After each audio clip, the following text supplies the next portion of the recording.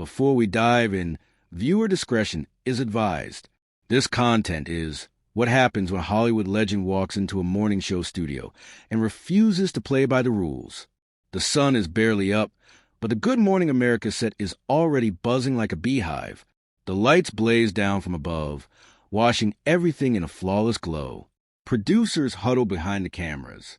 Headsets press to their ears while stagehands rush to adjust coffee cups, cards, and smiles. It's television perfection. Bright, effortless, alive. But beneath that polished surface, something electric is brewing. Michael Strahan sits behind the sleek glass desk, his trademark grin locked into place. He's done this 1,000 times. Ex-athlete turned media superstar, Michael is charisma personified, warm, charming, always in control. The cameras love him. The audience trusts him. To most guests, he's the man who makes everything easy. But not today. The moment Kevin Costner steps onto the set, the air changes. He doesn't rush, doesn't wave, doesn't perform. He moves with the quiet assurance of a man who's carried entire stories on his shoulders. The crew straightens unconsciously as he passes, drawn by that unspoken gravity only true legends possess. His suit is understated, his expression calm, but his eyes, those steady steel blue eyes, scan the room like he's reading every thought in it. 30 seconds. A voice calls out from a control booth. Michael adjusts his papers, flashing that smooth practice smile toward the cameras. Kevin takes a seat opposite him, the leather chair creaking softly under his weight.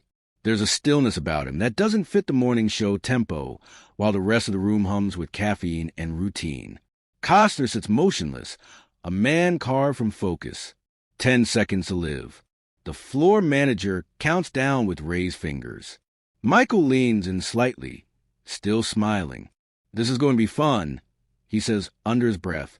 Kevin doesn't answer. He just gives a small nod, his eyes fixed on the glowing red camera light, as if it's a challenge. "Good morning, America."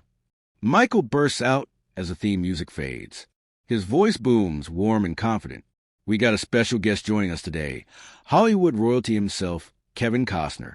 Applause erupts from the studio audience.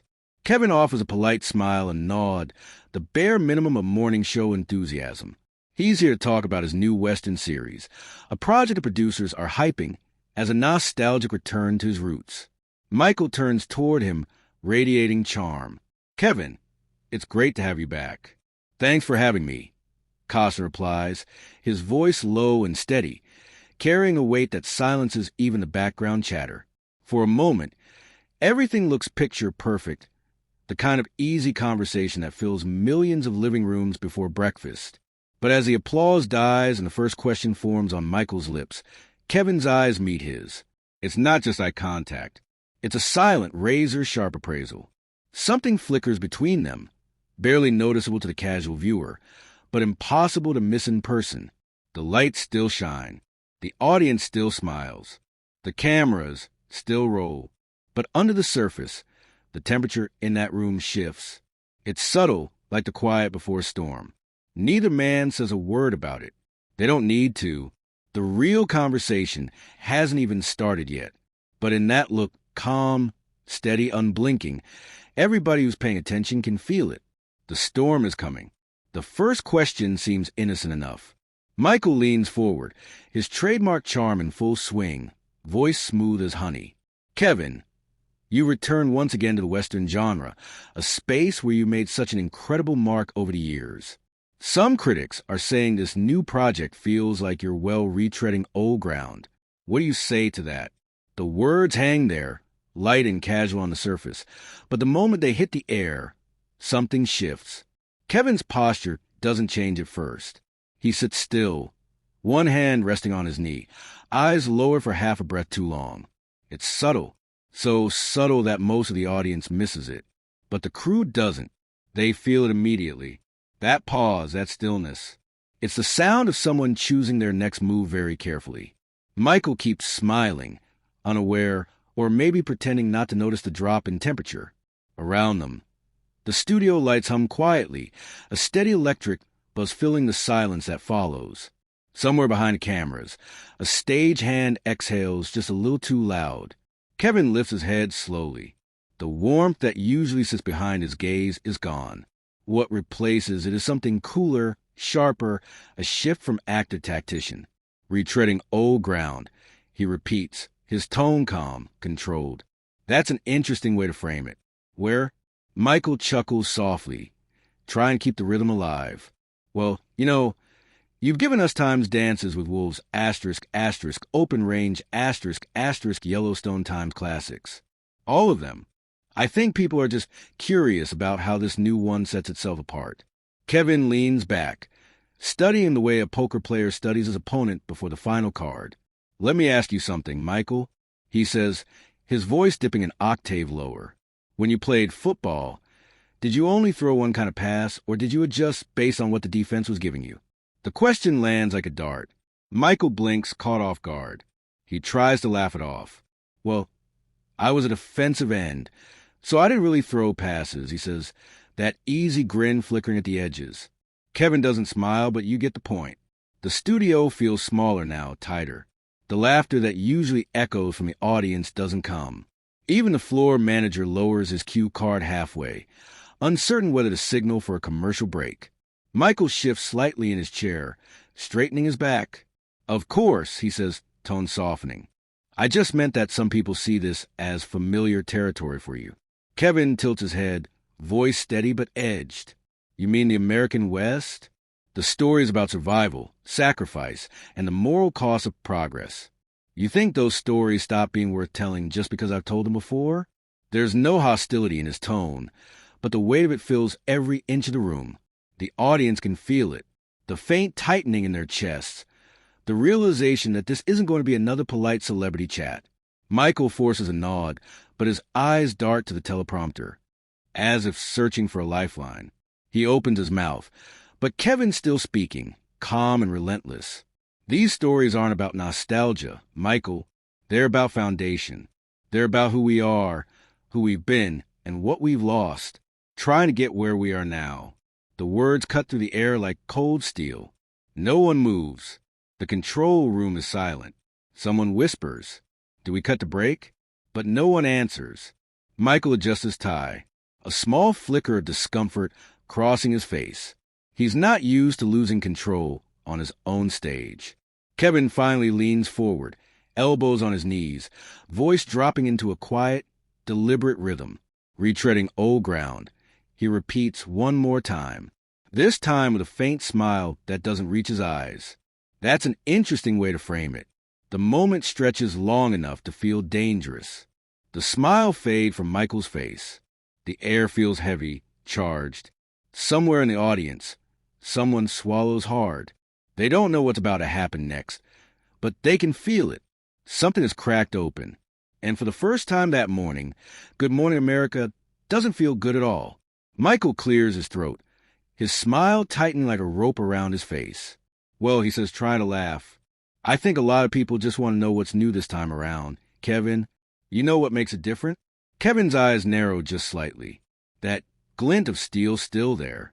A lot of people, he repeats quietly, or the producers who wrote that question on your cards. The air leaves the room. It's subtle, but you can feel it. The oxygen just vanishes. A few people in the audience exchange uneasy looks. One of the camera operators shifts his stance, adjusting the lens even though nothing's out of focus. Michael's laugh comes out a little too quick. Come on now. We're just having a conversation. Kevin tilts his head, voice calm, but carrying an unmistakable edge. Are we? The way he says it doesn't sound like a question. It sounds like a statement, a challenge wrapped in civility. The lights overhead seem to burn hotter, their heat pressing down on both men. It seems to me, Kevin continues, that you're more interested in creating a headline than understanding what this work is actually about. Michael's jaw tightens. That's not fair, he says, his smile faltering completely. I've been nothing but respectful since you sat down. Kevin nods slowly. Respectful? He repeats, tasting the word. Respectful would be doing your homework before you ask a question. Respectful would be recognizing that a story set in the West isn't just another cowboy show. Respectful would be caring enough to understand that this isn't about repeating myself. It's about exploring the heart of a country that's still fighting the same moral battles it always has. The words hit hard. The audience is silent now. No nervous laughter, no murmurs. The silence hums louder than the lights. Michael shifts, feeling the weight of every camera in the room pointed at him. "Look," he says, trying to keep his composure. "This is live television. I'm asking what people want to know. You're taking it way too personally." Kevin's voice drops. Quiet but cutting. "You call that a question? I call it lazy, and frankly, I expected better from you." Michael blinks. "Excuse me." "You heard me." Kevin says evenly. "You've been doing this long enough to know the difference between a real question and a cheap one, between a conversation and a setup. But instead of digging for something meaningful, you went for the angle that makes me look defensive. That's not journalism, Michael. That's theater." The floor manager glances nervously toward the control room. A voice comes through the earpiece. Do we cut to commercial? But no one dares move. The director just shakes his head, eyes wide. "Keep rolling." Michael's voice hardens. "Are you seriously questioning my integrity on live TV?" Kevin doesn't flinch. "No, I'm questioning your preparation. There's a difference." The lights feel hotter now, almost oppressive. A bead of sweat runs down Michael's temple. He wipes it quickly, trying to keep his composure, but the damage is done, and the audience sees it. Kevin continues, steady as a metronome. "You know what the real problem is, Michael? Shows like this one treat guests like interchangeable parts. You invite someone in, smile for the cameras, and ask a handful of surface-level questions designed to get a soundbite. You don't actually listen. You don't engage. You just move on to the next segment, like it's another product on an assembly line." There's a sharp intake of breath from someone in the crowd. Michael sits back, his voice rising. "You're way out of line right now." "No," Kevin says calmly. "I'm being honest. There's a difference." The silence stretches again. Somewhere in a control booth, a producer is pacing, muttering, "We're losing him. We're losing him." But on camera, the moment is magnetic. No one can look away. Michael leans forward, frustration cracking through the charm. "You know, I've shown you nothing but respect, and here you are accusing me of being fake in front of millions of people." Kevin's tone is cool as ice. "I'm not accusing you of being fake. I'm reminding you what real looks like." For a long moment, neither man moves. The heat, the lights, the hum of the cameras, it all collapses into one perfect, unbearable silence. Then Michael pushes back his chair, standing abruptly. The sudden movement makes the microphones buzz. His height towers, but the posture is defensive, not dominant. Kevin doesn't move. He stays seated, calm, collected to the picture of control. His eyes follow Michael, steady and unshaken. And in that frozen frame, one man standing, the other sitting, the entire power dynamic flips. The cameras keep rolling. The audience doesn't dare breathe. The storm that had been rumbling under the surface has finally broken, and everyone in that room knows. There's no going back. Michael's voice cuts through the tension. Sharp now. No trace of charm left. "You don't get to sit here and tell me how to do my job." His tone is louder than before, carrying a tremor that the microphones can't hide. The studio feels smaller, every sound magnified. Kevin doesn't flinch. He leans back, hands clasped loosely in his lap, the picture of unbothered control. "I'm not telling you how to do your job," he says evenly. "I'm asking why you've stopped caring about it." Michael's eyes flash. "Excuse me?" Kevin's gaze doesn't waver. "You used to be the guy who asked questions because he wanted to know the answers. Now you ask them because you want the moment, the clip, the reaction. You're chasing attention instead of truth." Michael points at him now, the gesture sharp, almost reflexive. "You don't know me. You don't know what I care about." Kevin nods slowly. "You're right. I don't know you, but I know what you've shown me here today." The audience is dead silent. You can hear the hum of the lights, the faint whir of a camera lens adjusting focus. Michael's breathing grows faster, his chest rising and falling. His hand, still pointing, trembles slightly before he lowers it to the desk. "What I've shown you," he says through clenched teeth, "is that I can hold my own when someone walks in here trying to lecture me on live TV. Kevin's voice remains calm, almost gentle, but there's something cutting beneath it. Lecture? No, this isn't a lecture. It's a reminder. Michael leans forward, the edge of his voice cracking. A reminder of what? That somewhere along the line, Kevin says, eyes locked on him, you forgot what respect actually means. Respect isn't about smiling through an interview or pretending to care. It's about preparation. It's about curiosity. It's about giving the person sitting across from you the courtesy of being understood. The words hit like a hammer, measured, deliberate, final. Michael shakes his head, his voice rising. I've interviewed presidents, world leaders, artists, athletes, every kind of person you can imagine, and I've done it with respect every single time. Kevin leans forward now, closing the space between them, voice low but unyielding. Then why does this feel different? Why does it feel like you're performing, not listening? Like this chair, this set, this brand has swallowed the person you used to be. Michael opens his mouth, but no sound comes out. The question lands too close. His jaw tightens, the vein in his temple visible under the harsh studio lights. You've made this show about you, Kevin continues, his tone steady, but carrying that quiet, dangerous weight. About your image, your name, your control. But the thing about control, Michael, is that the more you try to hold it, the faster it slips away. Michael's hands grip the edge of the desk. You think you got me figured out? Kevin's expression softens, but only slightly. I think you've forgotten who you are, forgotten why you started.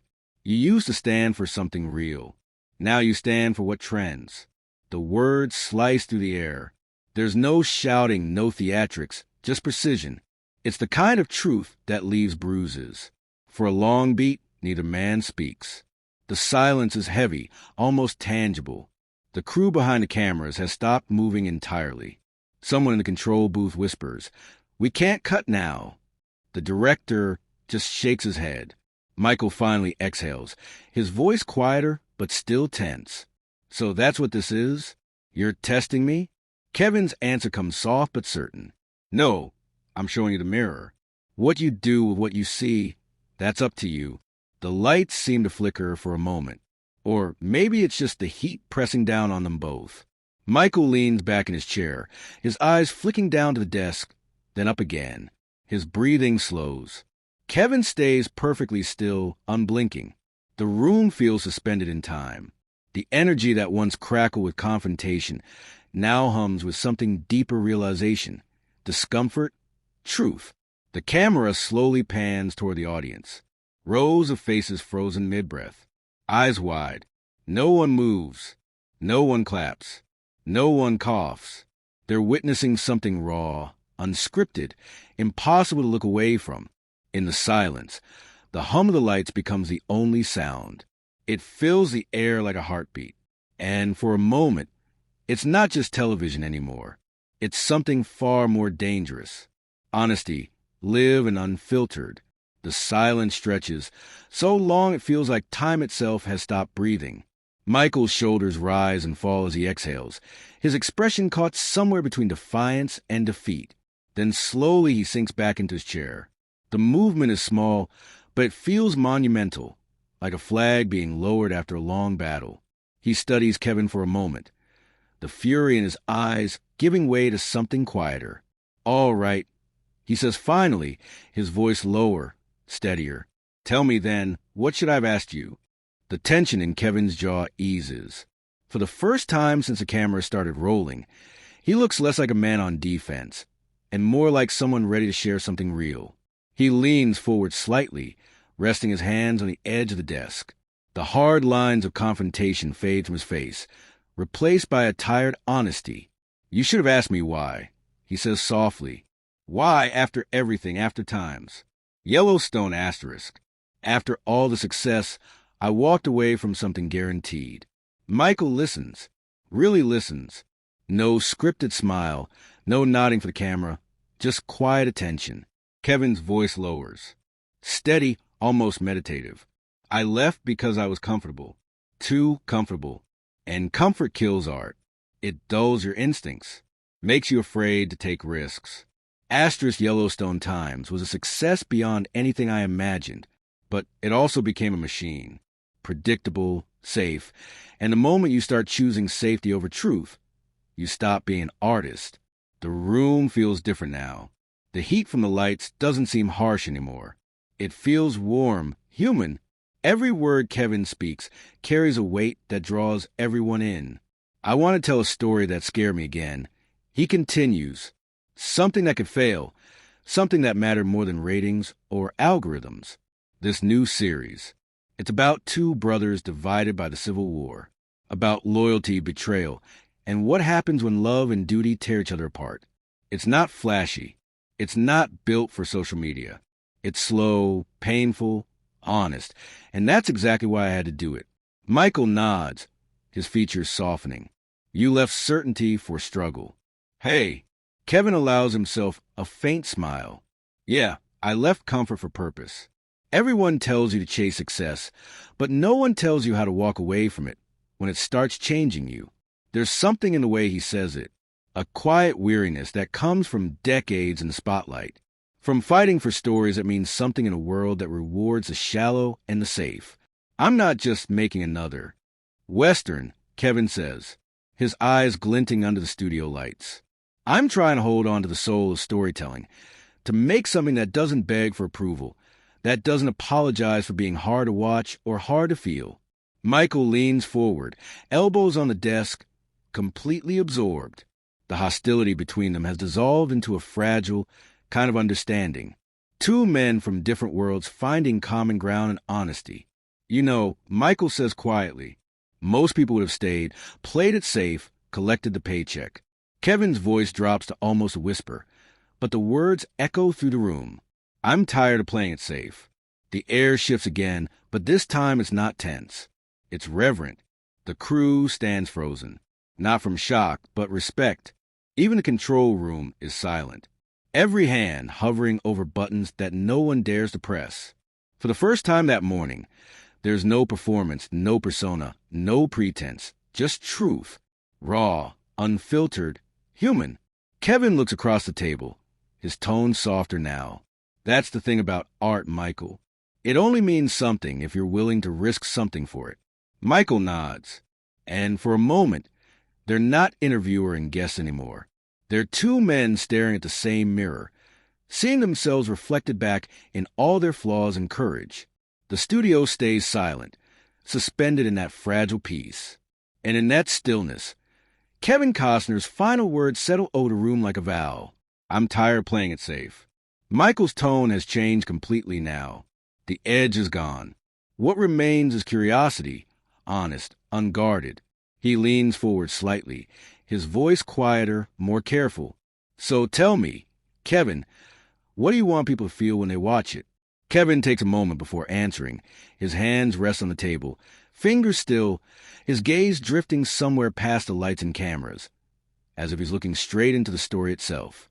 When he finally speaks, his voice carries that grawly depth, slow, deliberate, the kind of tone that makes you lean in to catch every word. I want them to see themselves, he says softly. This story, it's about two brothers who find themselves on opposite sides of the Civil War. One fights for freedom, the other fights for home. Both believe they're doing the right thing. Both are wrong. Both are right. It's not about heroes and villains. It's about people. People try and make sense of a world that's tearing itself apart. Michael nods, eyes steady. Sounds like more than a period piece. It is, Kevin replies. It's about us now. You look around and you see it, don't you? Families divided. Friends unfriending each other over beliefs. Communities splintered by anger. We become so addicted to being right that we've forgotten how to understand. These brothers, they're a reflection of that. They're America arguing with itself. The studio is silent again, but this time it's not tense. It's reverent. Even the hum of the lights feels softer. Michael leans forward, his voice hushed. So, how do you tell that story without choosing sides? Kevin's answer comes low, steady, carrying the weight of conviction. You don't judge them. You don't turn it into a sermon. You show their humanity. You show the doubt, the fear, the moments when they question everything they're fighting for. Because that's where truth lives, in the gray areas, in the contradictions. He pauses, eyes glinting under the lights. People think empathy means agreeing. It doesn't. It means understanding. It means being brave enough to look at someone you disagree with and still see a human being staring back at you. We've lost that somewhere along the way. Michael breathes out slowly, the realization clear in his face.